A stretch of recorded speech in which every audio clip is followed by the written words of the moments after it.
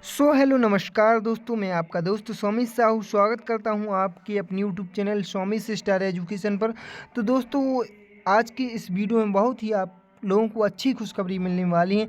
आप लोगों को जिस चीज़ का इंतज़ार था बेसब्री से, अब उसका नोटिफिकेशन जारी हो चुका है दोस्तों। जी हाँ दोस्तों, मैं बात कर रहा हूँ एमपीटेट वर्ग 2 चयन परीक्षा की। दोस्तों, चयन परीक्षा का आप लोगों को बहुत ज़्यादा इंतज़ार था, क्योंकि पीईबी ने क्या किया था दोस्तों, नोटिफिकेशन जारी नहीं किया था। कैलेंडर में बता दिया था कि मार्च में एग्ज़ाम होगा, और इसका नोटिफिकेशन बहुत जल्द बता दिया जाएगा। चूँकि आपको सबसे ज़्यादा डाउट इस बात का बना हुआ था कि हम तैयारी भैया कहाँ से स्टार्ट करें, सिलेबस अभी आया नहीं है, तो हम तैयारी किस हिसाब से स्टार्ट कर दें। तो दोस्तों, अब नोटिफिकेशन भी आ चुका है, और इसी में नोटिफिकेशन में सिलेबस भी आ चुका है। तो दोस्तों, एक एक करके मैं आपको सब स्टेप बाय स्टेप जानकारी देने वाला हूं। तो प्लीज़ वीडियो में एंड तक बने रहें और वीडियो को पूरा देखें, आपको तभी समझ में आएगा। ठीक है दोस्तों, और अपने दोस्तों में इस वीडियो को शेयर ज़रूर कर देना है। जो भी चयन परीक्षा की इंतज़ार कर रहे थे, उनको सबको शेयर कर देना है। ठीक है, तो चलिए हम नोटिफिकेशन को ओपन करते हैं और आपको बिल्कुल आसान भाषा में समझाते हैं कि आखिर पूरा जो डिटेल है वो क्या है।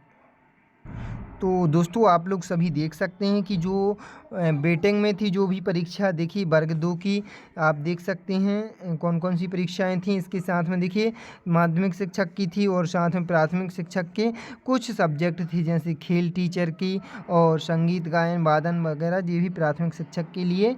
इसी के साथ में इनकी प्राथमिक वो प्री एग्ज़ाम हुआ था, पात्रता परीक्षा हुई थी, और साथ में अब इनकी चयन परीक्षा भी होने वाली है। ठीक है, तो दोस्तों, इसकी हम बात करें तो पहले हम इस आवेदन की तिथियों के बारे में कर लेते हैं कि आवेदन की तिथियाँ कब से स्टार्ट होने वाली है। देखिए, जो 28/1/2025 से इसकी जो फॉर्म भरने वाले हैं, आपकी दोस्तों जनवरी में ही फॉर्म भरना प्रारंभ हो जाएंगे दोस्तों।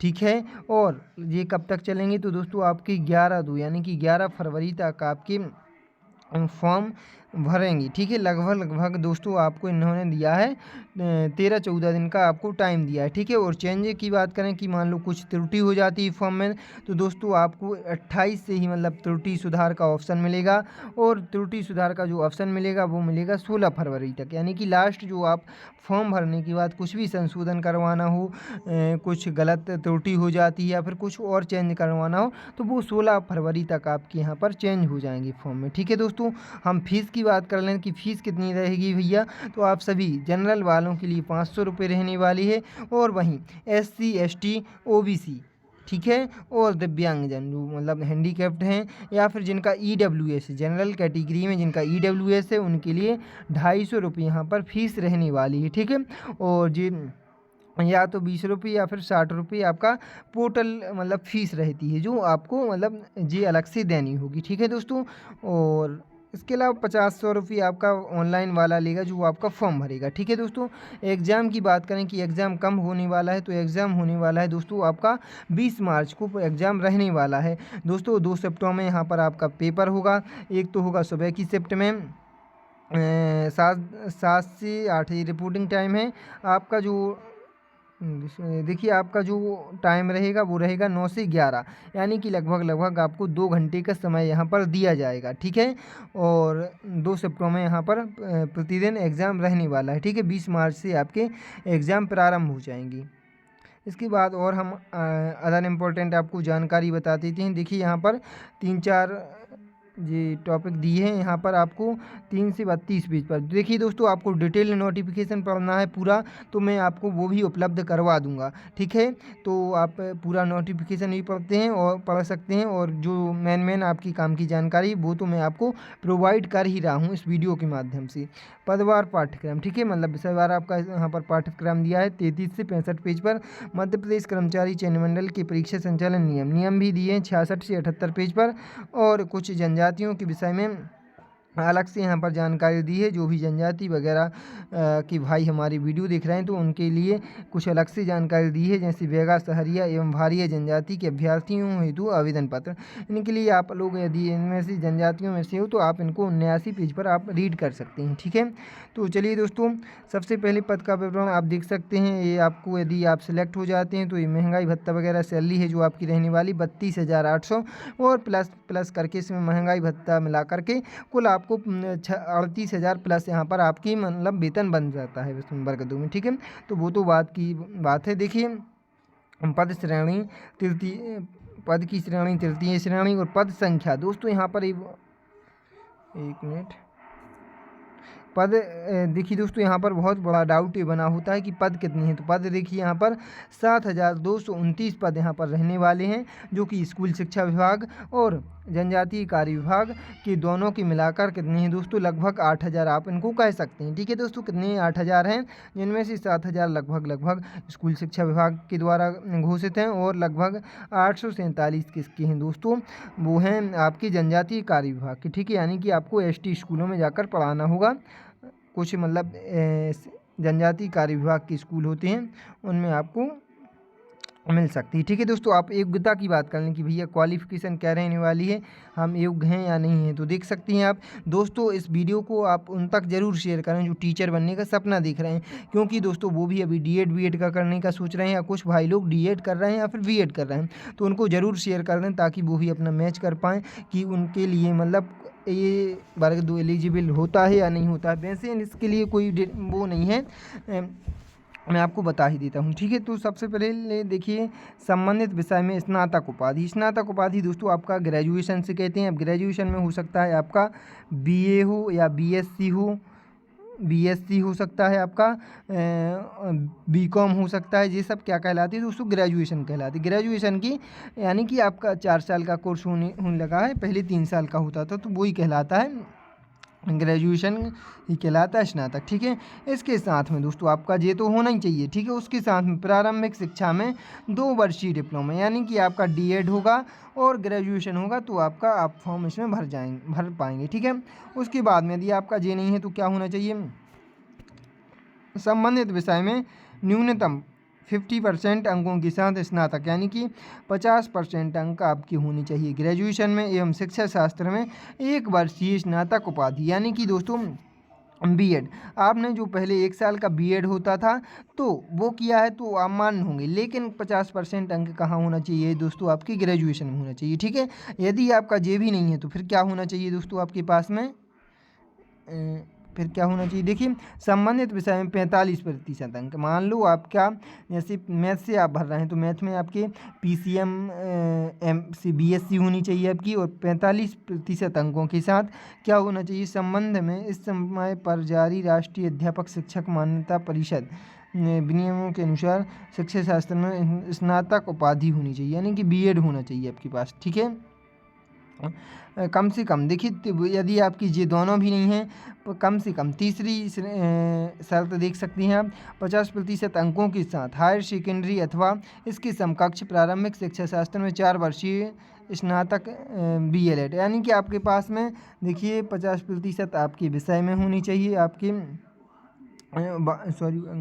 हायर सेकेंडरी, यानी कि 50% अंकों के साथ आपका 12th होना चाहिए और आपका साथ में VLED होना चाहिए, तो आप इसमें फॉर्म भर पाएंगे। ठीक है दोस्तों, और भी आप दिया है, मतलब कुल मिला के जो फॉर्म वगैरह भर रहे हैं उनके पास में D.Ed B.Ed में से कोई भी एक सब्जेक्ट होना एक डिप्लोमा या डिग्री होनी चाहिए। ठीक है, और उसके साथ में आपकी ग्रेजुएशन वगैरह होनी चाहिए। तो योग्यता आपकी पता चल गई दोस्तों, क्या होना चाहिए, एक तो ग्रेजुएशन होना चाहिए आपके पास में, या फिर B.Ed या फिर D.Ed में से कोई एक आपके पास में होना चाहिए। ठीक है, तब आप फॉर्म भर पाएंगे। देखिए दोस्तों, ये है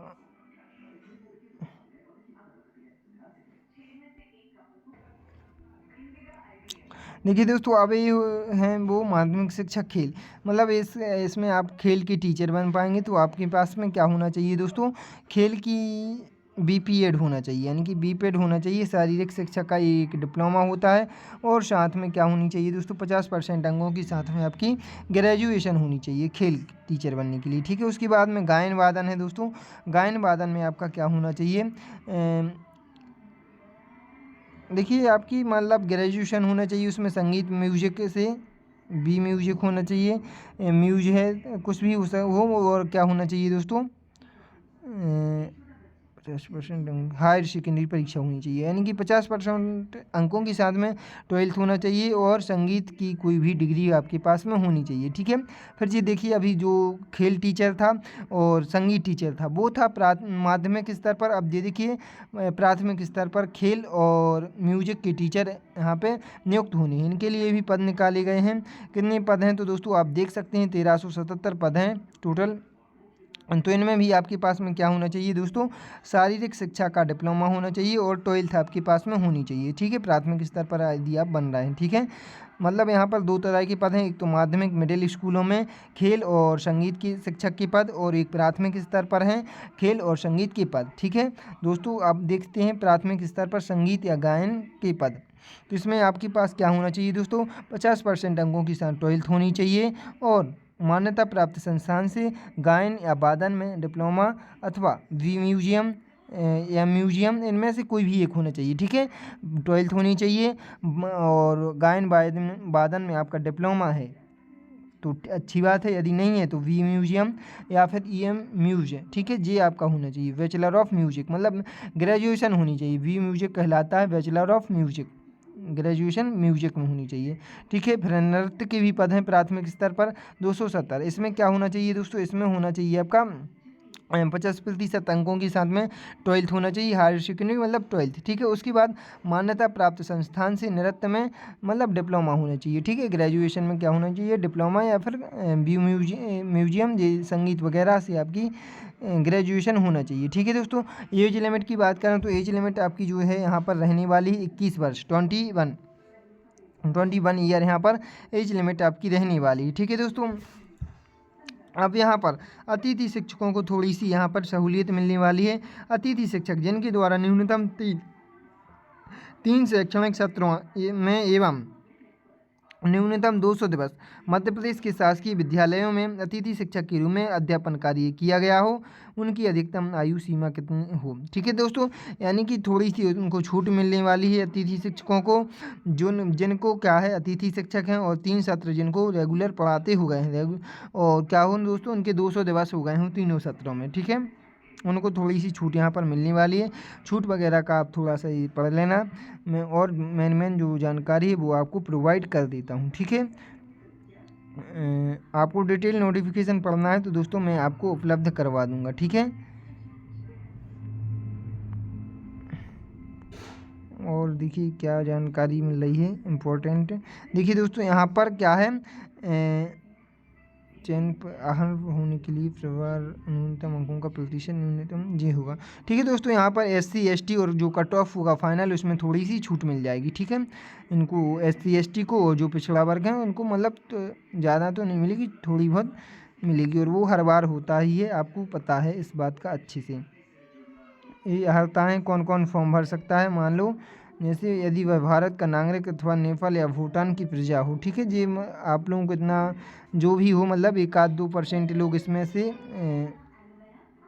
रहते हैं।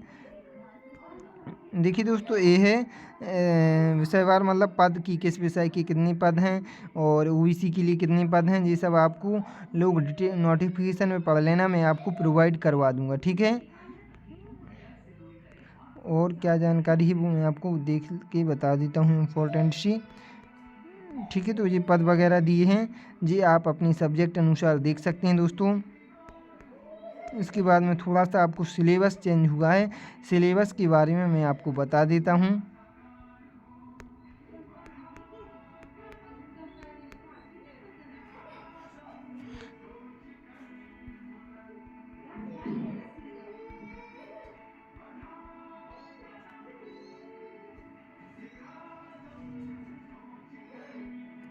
देखिए दोस्तों ये विषयों की सूची, टोटल यहाँ पर कितने विषयों की परीक्षा होने वाली है, जो विषयवार परीक्षा होनी है उसमें गणित आपका रहने वाला है, और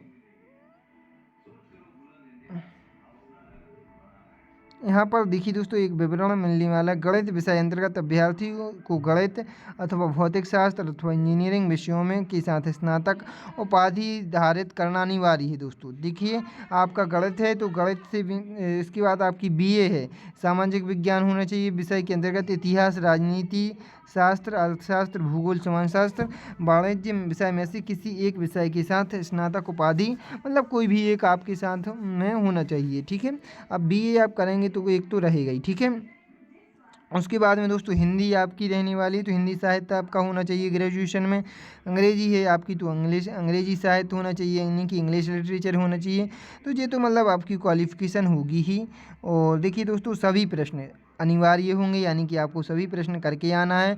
और टोटल इस बार जो मेन बदलाव है वो 100 नंबर का यहाँ पर आपका एग्ज़ाम होने वाला है, यानी कि इन जो परीक्षा करवा रहे हैं वर्ग 1 की पैटर्न पर करवा रहे हैं। इसी तरह 150 का इनने चयन परीक्षा ली थी वर्ग 1 की, लेकिन 100 नंबर का पेपर यहाँ पर करवाया था चयन परीक्षा का। ठीक है, तो इसी तरह वर्ग 2 का भी करवाने वाले हैं। सभी प्रश्न अनिवार्य होंगे। सभी चयन परीक्षा हेतु 100 अंकों का एक प्रश्न पत्र होगा। अवधि 2 घंटे होने वाली है। चयन परीक्षा के सभी प्रश्न MCQ प्रकार के होंगे, यानी कि विकल्प टाइप में आपको आएंगी।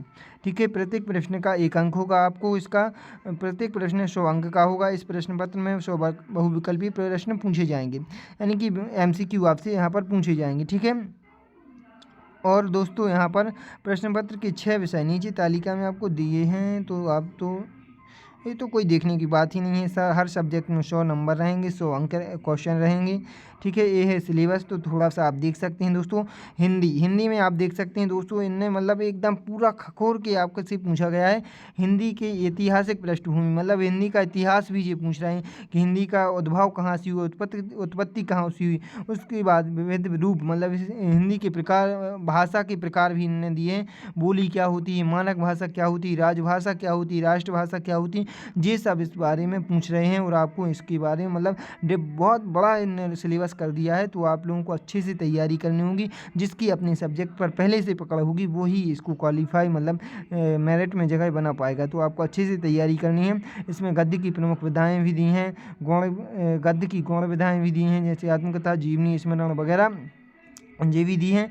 काव्य परिभाषा भी दी है, काव्य पूरा दिया है, काव्य के भेद भी दिए हैं, छंद, सोरठा वगैरह, मतलब ये ग्रामर भी उठा लिया, शब्द भेद भी इन्होंने दिया है हिंदी में, शब्द भंडार भी दिया है, वाक्य संरचना दी है, वाक्य के भेद दिए हैं। रचना के आधार पर कुछ कविताएं भी दे दी हैं, जैसे प्रेमचंद का गबन आपको पढ़ना पड़ेगा, मन्नू भंडारी का आपका बंटी पढ़नी पड़ेगी, हजारी प्रसाद द्विवेदी की बाणभट्ट की कथा, मतलब ये कुछ कथाएं, कहानी, कविताएं वगैरह भी दे रखी हैं। इनको भी आपको अच्छे से पढ़ना होगा, तभी आप इसको मतलब स्कोर कर पाएंगे। कुल मिला के इन्होंने 20 इकाई दी हैं, तो मतलब मुझे लगता है कि इन्होंने जी आपको सिलेबस थोड़ा बढ़ा दिया है। इंग्लिश की बात करें तो इंग्लिश में अनसीन पैसेज मिलेगा, एक तो प्रोज से मिलेगा, मतलब उपन्यास से मिलेगा, दूसरा मिलेगा आपको रीडिंग अनसीन पैसेज मिलेगा, पोइट्री से मिलेगा, एक कविता से, और फिर उसके बाद ग्रामर पोर्शन इन्होंने दे दिया है, noun, pronoun, preposition, conjunction, verb, adverbs, adjectives. इसमें एडजेक्टिव्स में रहेगा डिटर्मिनेंट्स, आर्टिकल और डिग्री। ठीक है, उसके बाद में दोस्तों अनसीन पैसेज अभी और एक और जो यूनिट 4 में इन्हें ग्रामर दे दी है, टेंस दे दी है, यानी कि काल दे दी है, प्रेजेंट टेंस, फ्यूचर, मतलब सभी टेंस आ जाएंगे इसमें।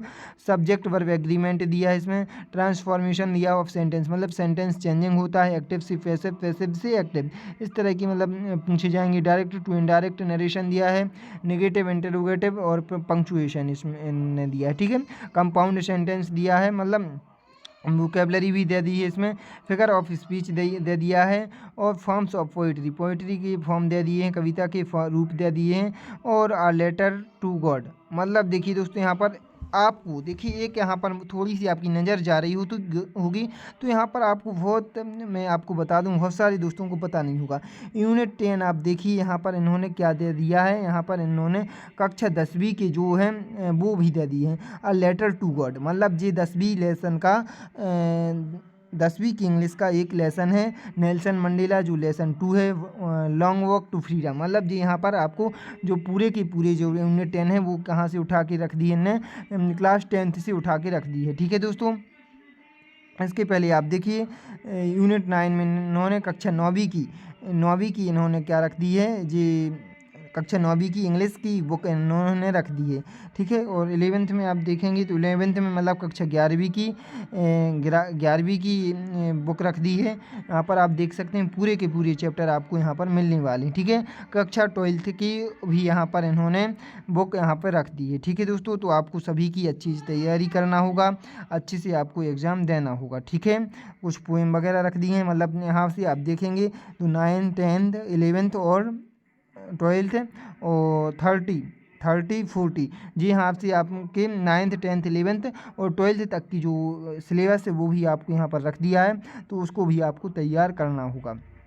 इसके बाद कुछ पोइट्री आपने इन्होंने ग्रेजुएशन की उठा ली हैं, जैसे कि पोइट्री जॉन केट्स की है, WB ईट्स की है जी, ग्रेजुएशन में मैंने पढ़ी थी, तो आपको इसके जी ग्रेजुएशन की इन्होंने उठा के रख दी, ठीक है। उसके बाद में जी प्रोज वगैरह हैं, मतलब यहाँ से 15 16 17 18 19 20 5 यूनिट इन्होंने ग्रेजुएशन की रख दी हैं। और सॉरी 19 20 भी यूनिट में इन्होंने क्या किया, history of Indian writing in English, मतलब भारतीय जो कवि हैं उन्होंने कहाँ से कब से लिखना चालू किया, इंग्लिश में, उनका इतिहास थोड़ा सा इन्होंने पूछा है, ठीक है दोस्तों। बाकी मतलब मुझे नहीं लगता यदि आपने थोड़ा बहुत इंग्लिश से पढ़ाई की होगी इंग्लिश लिटरेचर में, तो मतलब सिलेबस उतना कठिन नहीं है मेरे हिसाब से बता रहा मैं, क्योंकि इन्होंने ग्रामर पूछा है। और यदि आपने 9वीं 10वीं 11वीं की कोचिंग पढ़ाई होगी तो आपकी बहुत आपका तो मतलब सिलेक्शन हो ही जाना है, मैं मतलब गारंटी तो नहीं दे सकता, लेकिन मतलब आपके लिए बहुत ईजी हो जाएगा फिर, क्योंकि तो दोस्तों बाकी और आपने यदि नहीं किया है तो आप थोड़ी सी तैयारी कर लें। और कोई भी डाउट आपके मन में आता है तो आप ज़रूर कमेंट करें, कुछ भी समझ में नहीं आता है तो आप ज़रूर हमसे संपर्क करें, और मैं आपकी हर संभव मदद करने के लिए प्रयास करूँगा। और जो भी आपकी बुक्स वगैरह हैं वो मैं आपको बहुत जल्द डाटा कलेक्ट करके कि कौन सी बुक्स मैं देखूँगा, पहले तो मैं खुद स्टेशनरी पर जाके मतलब चेक करूँगा कि किस बुक में किस हिसाब से कंटेंट दिया है, उस हिसाब से फिर मैं आपको बुक लिस्ट तैयार कर दूँगा। तो आप सपोर्ट बनाए रखना है, और मिलते हैं बहुत जल्द आपको नेक्स्ट वीडियो में। तब तक के लिए thank you so much, bye bye, take care दोस्तों, गुड नाइट।